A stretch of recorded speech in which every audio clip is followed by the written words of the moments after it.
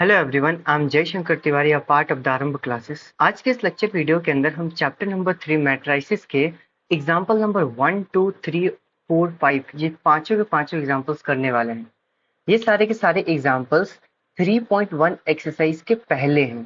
ठीक है, previous video के अंदर जो मैंने कॉन्सेप्ट बता के रखा था उन्हीं के ऊपर ये बेस्ड एग्जांपल्स हमारे पास दे के रखे हुए हैं।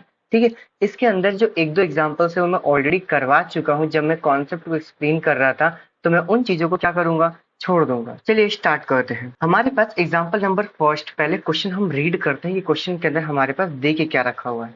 ठीक है, जब हम क्वेश्चन के अंदर देखेंगे, पढ़ते हैं। ठीक है, consider the following information regarding the number of the men and women workers in the three factories, first, second और third। फर्स्ट फैक्ट्री के अंदर, सेकंड फैक्ट्री के अंदर, थर्ड फैक्ट्री के अंदर मैन कितने काम करते हैं हमें ये दे के रखा हुआ है। फिर वुमेन कितने काम करते हैं हमें ये दे के रखा हुआ है। फिर उन्होंने हमें बोल के रखा हुआ कि represent the above information in the form of the 3/2 matrix. हमें ये जितना इंफॉर्मेशन दे के रखा हुआ है इन पूरे इंफॉर्मेशन को 3/2 मैट्रिक्स के अंदर कन्वर्ट करना है। 3/2 मैट्रिक्स का मतलब क्या हो गया कि हमारे पास टोटल रो कितनी होनी चाहिए, तो हमारे पास टोटल 3 रो होनी चाहिए। और हमारे पास कॉलम कितने होने चाहिए, तो टोटल हमारे पास 2 कॉलम होने चाहिए। वो ऑलरेडी हमारे पास ये इंफॉर्मेशन में दे के रखा हुआ है। ठीक है, चलो अगर मुझे इसको बनाना होगा तो मैं क्या करूंगा, पहले कैपिटल ए। ठीक है, और सेम टू सेम इंफॉर्मेशन जो ऊपर दे के रखा हुआ है ना, उसके अंदर कुछ भी चेंजेस करने की जरूरत नहीं है। यहाँ पे क्या लिखूंगा, 30, फिर क्या हो जाएगा 25, फिर इधर 25, इधर 31, इधर 27, इधर क्या हो गया मेरे पास 26। ये मेरे पास क्या हो गया 3/2 मैट्रिक्स। कैसे, देखो ध्यान से, 1, 2 और 3 रो दे के रखा हुआ है, 1 और 2 हमारे पास कॉलम है। तो ये पहला पार्ट हो गया, हमें इसको रिप्रेजेंट करना है। आगे चलते रहा। फिर हमसे पूछ के रखा हो कि what does the entry in third row and the second column represent. हमें ये बताना है कि यहाँ पे जो हमारे पास एंट्री दे के रखी हुई है, कौन सी एंट्री दे के रखी हुई है, तो उन्होंने हमें बोल के रखा हुआ है कि थर्ड रो और सेकंड कॉलम के अंदर। थर्ड रो कौन सा है, देखो ध्यान से, ये क्या मेरे पास थर्ड रो हो जाएगा। और सेकंड कॉलम, क्या ये मेरे पास सेकंड कॉलम हो जाएगा। तो थर्ड रो सेकंड कॉलम के अंदर हमारे पास एंट्री क्या है 26। इसको कैसे लिखूंगा, इसको लिखूंगा A32, यानी थर्ड रो सेकंड कॉलम के अंदर एंट्री हमारे पास कितनी है, तो ये आंसर हो जाएगा क्या 26। ये हमारे पास यहाँ पे कंप्लीट होता है। ठीक है, आगे बढ़ते हैं। फिर हमारे पास अगला क्वेश्चन देके रखा हुआ है। अगले क्वेश्चन के अंदर क्या बोलता है, अगले क्वेश्चन के अंदर हमें ये देके रखा हुआ है कि if a matrix has 8 elements, what are the possible order it can have. हमारे पास टोटल एलिमेंट्स कितने हैं 8। और अगर आपको याद होगा तो मैंने आपको बताया था कि अगर मैं ऑर्डर को मल्टीप्लाई करें, तो एग्जांपल लेता हूँ कि अगर मैं 3/2 जो हमने लास्ट वाला किया 3/2, अगर इन दोनों को मल्टीप्लाई करता हूँ 3 2 जाए कितना हो जाता है 6। तो मेरे पास टोटल कितने एलिमेंट होते हैं, टोटल मेरे पास 6 एलिमेंट होते हैं। तो कहने का मतलब ये है कि टोटल एलिमेंट हमारे पास दे के रखा हुआ है और हमें इसी एलिमेंट को कन्वर्ट करना है कि कौन कौन से पॉसिबल ऑर्डर बना सकते। तो हमने बोला कि इस 8 को किस किस फॉर्म के अंदर लिख सकते हैं। तो मैंने क्या बोला कि देखो ध्यान से, 1/8 का हो सकता है, मतलब एक रो 8 कॉलम हो जाएगी।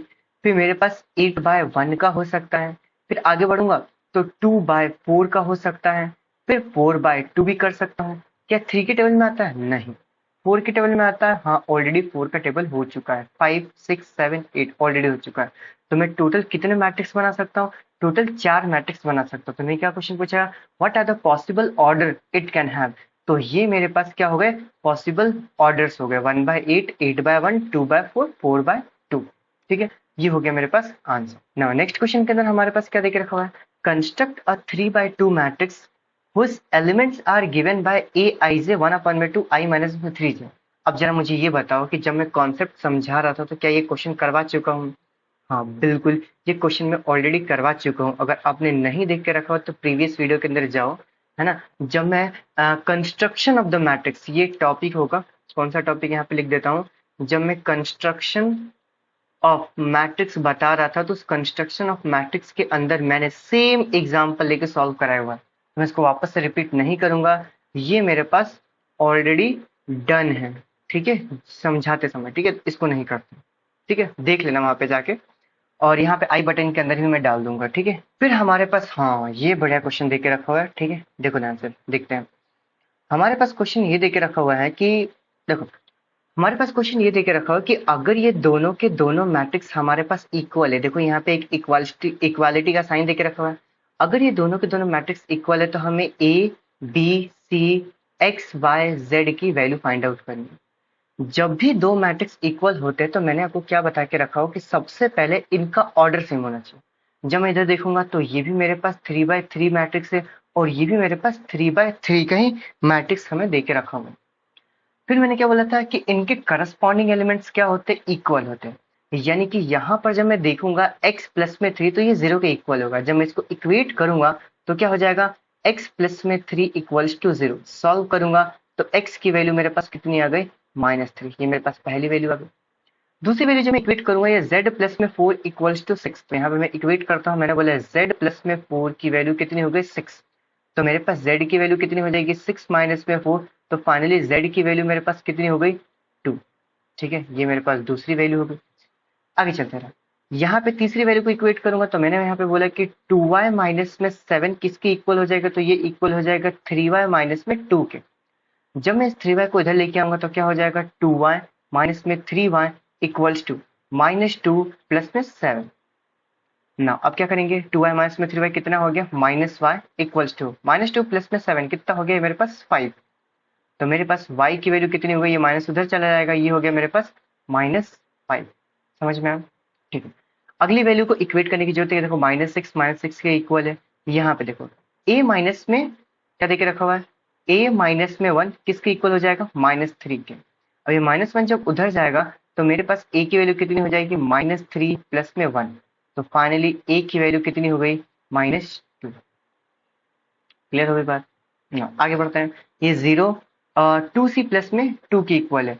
c की वैल्यू निकाल लिया है क्या हमने, नहीं। तो मैंने यहाँ पे क्या बोला कि 0 इक्वल्स टू 2c प्लस में 2। तो 2c को जब इधर लेके आऊंगा तो कितना हो गया, -2c इक्वल्स टू 2। c की वैल्यू कितनी हो गई, 2 अपॉन में -2। ये कैंसिल करूंगा 1 आ गया, यानी कि कितना हो जाएगा, माइनस ऊपर पहुंचाऊंगा तो c की वैल्यू मेरे पास कितनी आ गई, -1। ठीक है, चलो a आ गया, c आ गया, आगे चलते हैं। b माइनस में 3 की वैल्यू किसकी इक्वल है, तो यहाँ पे लिखता हूँ, मैंने बोला b माइनस में 3 इक्वल्स टू 2b प्लस में 4। जब मैं 2b को इधर लेके आऊंगा तो कितना हो जाएगा, b माइनस में 2b इक्वल्स टू 4 और -3 उधर गया तो कितना आ गया मेरे पास, +3। तो b माइनस में 2b की वैल्यू कितनी हो गई, -b इक्वल्स टू 4 प्लस में 3 कितना हो गया, 7। तो फाइनली b की वैल्यू मेरे पास कितनी हो गई, -7। अब क्या हम सारी की सारी वैल्यू निकाल चुके हैं क्या, जरा देखो एक बार ध्यान से, है ना। देखो एक बार चेक कर लेते हैं।